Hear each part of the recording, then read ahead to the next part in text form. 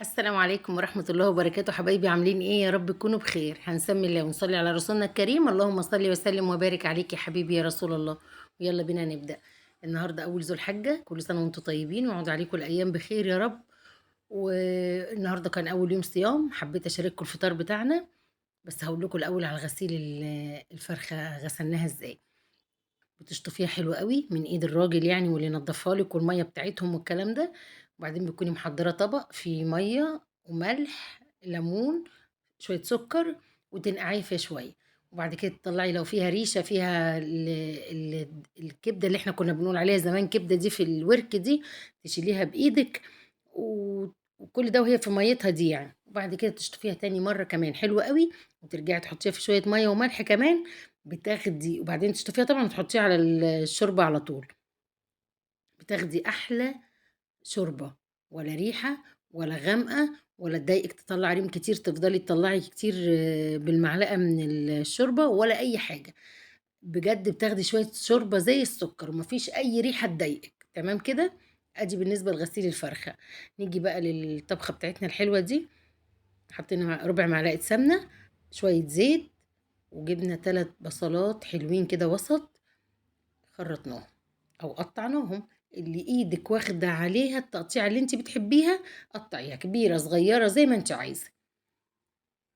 انا في ناس بشوفها في الاكله دي وانا بحب اعمل كده برضو قوي.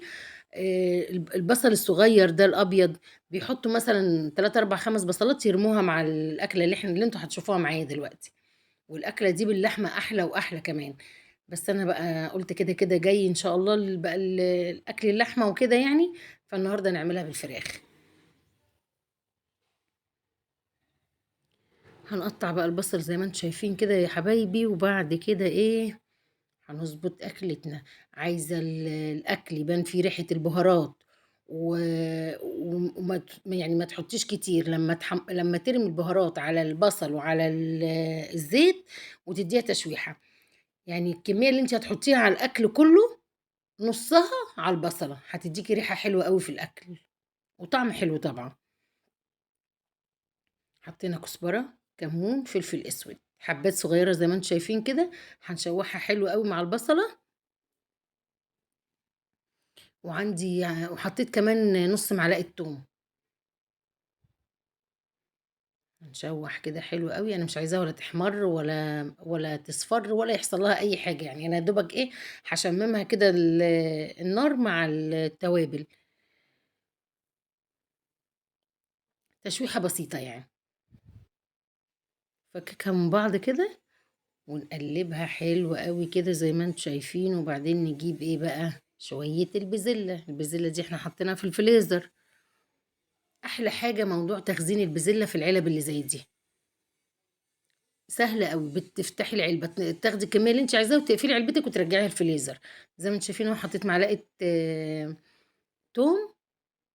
وهنديها تشويحة مع البزلة والبصل والبهارات. وبعد كده هنشوف دلوقتي هنحط ايه كمان. عايزين يا بنات نغتنم ال9 أيام بتوع ذو الحجة دول. اللي بتحب دعوة أو محتاجة أو في دعوة في دماغها عايزة ربنا يقبلها إن شاء الله يا رب، ويحقق لكم كل اللي بتتمنوه. ادعوا بيها كتير قوي ال9 أيام دول. عندك ذكر بتحبيه قوليه كتير. تقدري تصومي صومي. احنا ولله الحمد يعني بنصوم كلنا، اللهم لك الحمد يعني. استغفري كتير وصلي على النبي محمد كتير، وكل حد عنده حاجة عبادة بيحبها يعملها ويحاول يكتر منها الأيام دي. ربنا يتقبل منا ومنكم صالح الأعمال يا رب، اللهم أمين. قلبنا بقى بقية الخضار، شوية كوسة على جزر على فاصوليا خضراء على شوية البزلة ونص شفشق طماطم كده زي ما انتم شايفين. وقلبنا كله على بعضه، وهنغطيها ونولع عليها العين الصغيرة دي ونوطي عليها وخلاص كده. دي نسيبها مع نفسها لغاية الآخر.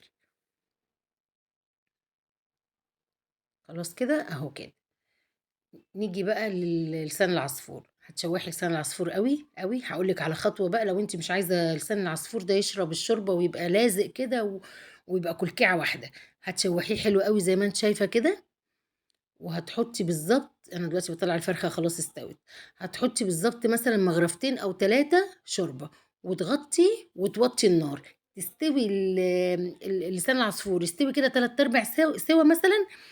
وبعد كده حتى اللي تضيفي بقية الشوربة بتاعتِك. بُصّي بقى، تقعد لو أسبوع عندِك لسان العصفور في التلاجة أو برّه يعني التلاجة، ما تلاقيهوش لازق في بعضه ولا كلكوعة كده واحدة ولا الكلام اللي أنتِ بتشوفيه ده، بالخطوة اللي أنا قُلت لِك عليها في الأول دي.